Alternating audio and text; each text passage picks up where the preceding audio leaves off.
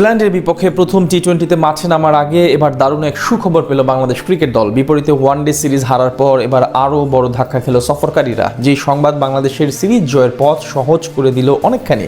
দীর্ঘ 5 বছর পর যার মাধ্যমে আরও একবার কিউদের ঘরে মাঠে টি-20 সিরিজ হারানোর লজ্জা দিতে পারবে টিম টাইগার্স। নিউজিল্যান্ডের বিপক্ষে প্রথম ম্যাচের আগে তবে কি এমন সুখবর পেল বাংলাদেশ, চলুন জানি রিপোর্ট। নিউজিল্যান্ডের বিপক্ষে সবশেষে 2021 সালে নিজেদের মাঠে টি-20 সিরিজ খেলেছিল বাংলাদেশ ক্রিকেট দল। সেখানে 2-3 ব্যবধানে জয় পেয়েছিল টিম টাইগার্স। এরপর তাদের মাটিতে গিয়ে একটি ম্যাচ জিতেছে টাইগার ক্রিকেটাররা। ব্ল্যাক ক্যাপসদের বিপক্ষে সম্প্রতি পরিসংখ্যান বেশ ভালো। সেই অনুপ্রেরণা নিয়ে এবার আরও এক সিরিজে মাঠে নামছে লিটন বাহিনী। আর নিউজিল্যান্ডের বিপক্ষে সেই সিরিজে মাঠে নামার ঠিক আগ মুহূর্তে দারুণ এক সুখবর পেল বাংলাদেশ ক্রিকেট দল, যেটা টাইগারদের সিরিজ জয়ের পথ অনেকখানি সহজ করে দিল। বিপরীতে প্রতিপক্ষ নিউজিল্যান্ডের মাথায় চিন্তার ভাঁজ। কিউইদের বিপক্ষে সদ্য সমাপ্ত ওয়ানডে সিরিজে দারুণ জয় পেয়েছে মিরাজ বাহিনী। ঘরের মাঠে টানা 3 সিরিজ জিতে বেশ ফুরফুরে মেজাজে টাইগার ক্রিকেট দল। সেখান থেকে আত্মবিশ্বাসের দিক থেকে অনেকটাই এগিয়ে থাকবে লিটন তামিমরা। তার উপর এখন নিউজিল্যান্ডের ডেরায় এলো এক দুশ্চিন্তা, যার কারণে ম্যাচ জয়ের পথ খুলে গেল টাইগারদের। এবার বাংলাদেশ সফরে অনেকটা নিজেদের বি টিম নিয়ে এসেছে ব্ল্যাক ক্যাপসরা। তাই স্বাভাবিকভাবে শক্তিমত্তার তুলনায় টাইগারদের চেয়ে খানিকটা পিছিয়ে থাকবে তারা। তার উপর এখন খেলো আরো বড় ধাক্কা। সিরিজের প্রথম ম্যাচের ঠিক আগ মুহূর্তে ইনজুরিতে পড়েছেন দলের অন্যতম প্রধান হাতিয়ার ক্রিস্টিয়ান ক্লার্ক।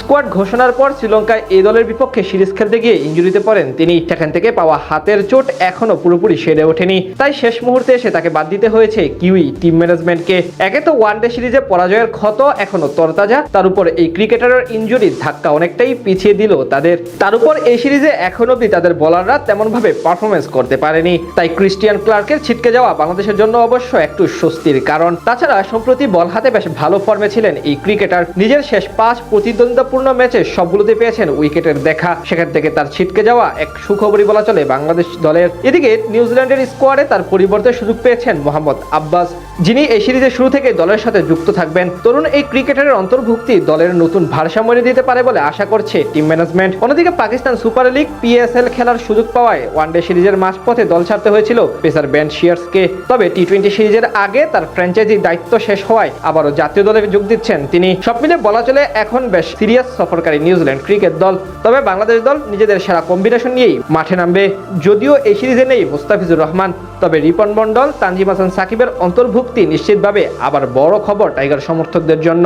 আগামী 27 এপ্রিল শুরু হবে 2 দলের টি-20 সিরিজ। এরপর 29 এপ্রিল সিরিজের দ্বিতীয় ম্যাচ, আর 2রা মে সিরিজের শেষ টি-20।